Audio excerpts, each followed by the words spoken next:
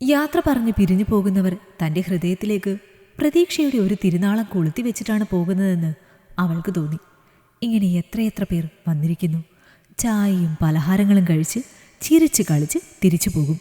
പിന്നീട് വന്നവരെയും പോയവരെയും താൻ ഉൾപ്പെടെ എല്ലാവരും മറന്നുപോയിരിക്കും. മറ്റൊരാലോചന വരുന്നത് വരെ അമ്മയുടെ വേവലാതിയും ബന്ധുക്കളുടെ ക്ഷേമാന്വേഷണങ്ങളുമെല്ലാം മനസ്സിനെ ഒരു നരിച്ചീറ് പോലെയാക്കിയിരിക്കുന്നു. ജോലിയുള്ളത് മാത്രമാണ് ഏക ആശ്വാസം.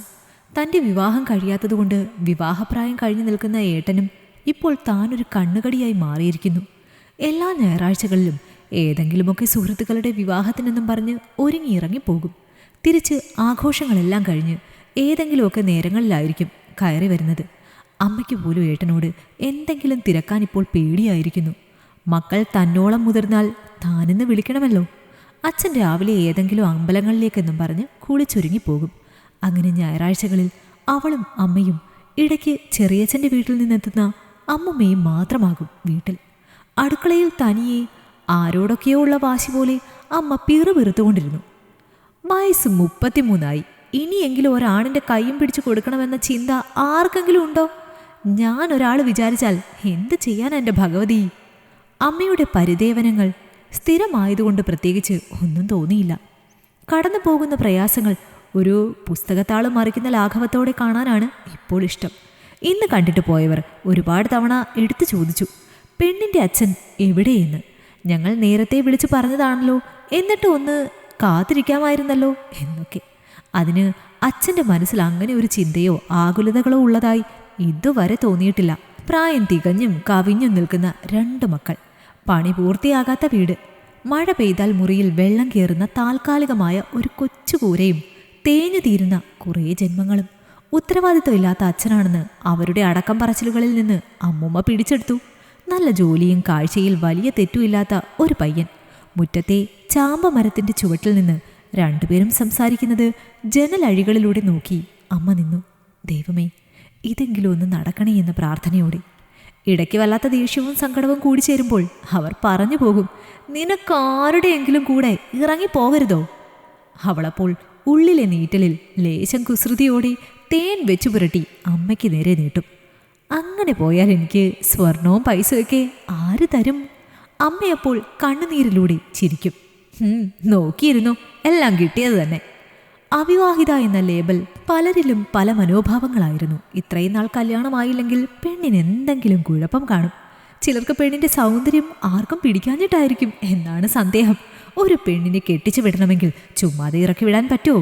കാര്യമായിട്ട് എന്തെങ്കിലും കൊടുക്കണ്ടായോ? അവനിത് എവിടെ നിന്നുണ്ടാക്കാനാ ഇത്രയും പൈസ? അമ്മമ്മയുടെ ന്യായം കേൾക്കുമ്പോൾ അമ്മയ്ക്ക് ഹാലിളകും. ആ ബഹളത്തിൽ നിന്ന് കണ്ണും ചെവിയും അടച്ചു വെച്ച് അവളപ്പോൾ ഫോണിലെ ഗെയിമുകളിൽ രസം പൂണ്ടിരിക്കും. കളിച്ചോ, ഇപ്പോഴത്തെ പെൺകുട്ടികൾക്ക് ഈ കുന്ത്രാട്ടം മതിയല്ലോ. ദേ, ആ പടിഞ്ഞാറ്റയിലെ വാസുവിൻ്റെ മോള് ഇതിൽ കളിച്ചാ ഒരു മേത്തൻ്റെ കൂടെ ഇറങ്ങിപ്പോയത്. ഒരു സൗകര്യവും തരില്ലെങ്കിൽ ഞാൻ എങ്ങോട്ടെങ്കിലും പോയി ചത്തുകളയും.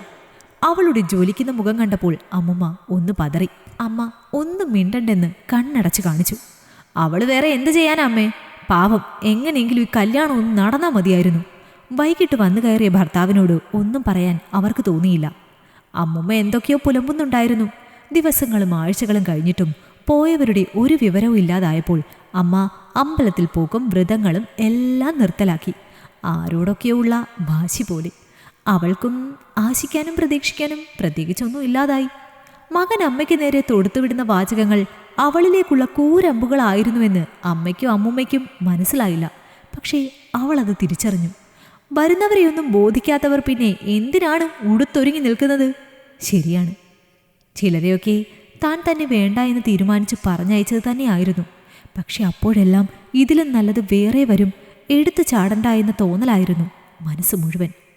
ഇന്നതിൻ്റെ കുറ്റബോധം തോന്നുന്നുമുണ്ട്. പക്ഷെ നല്ല പ്രായങ്ങളൊക്കെ കഴിഞ്ഞുപോയ തനിക്കിനി എന്ത് നല്ലത് പ്രതീക്ഷിക്കാനാണ്?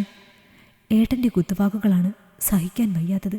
ദൈവമേ, ഒരേട്ടത്തിയമ്മ കൂടി ഉണ്ടായിരുന്നെങ്കിൽ അവരുടെ ഇഷ്ടക്കേടുകൾ കൂടി താൻ കാണേണ്ടി വരുമായിരുന്നല്ലോ. അവളുടെ കണ്ണുകളിൽ നിന്ന് ചോരക്കീറുകൾ പോലെ മനസ്സും ഹൃദയവും കുത്തി നോവിച്ചുകൊണ്ട് കണ്ണുനീർ കുത്തി ഒലിച്ചുകൊണ്ടിരുന്നു.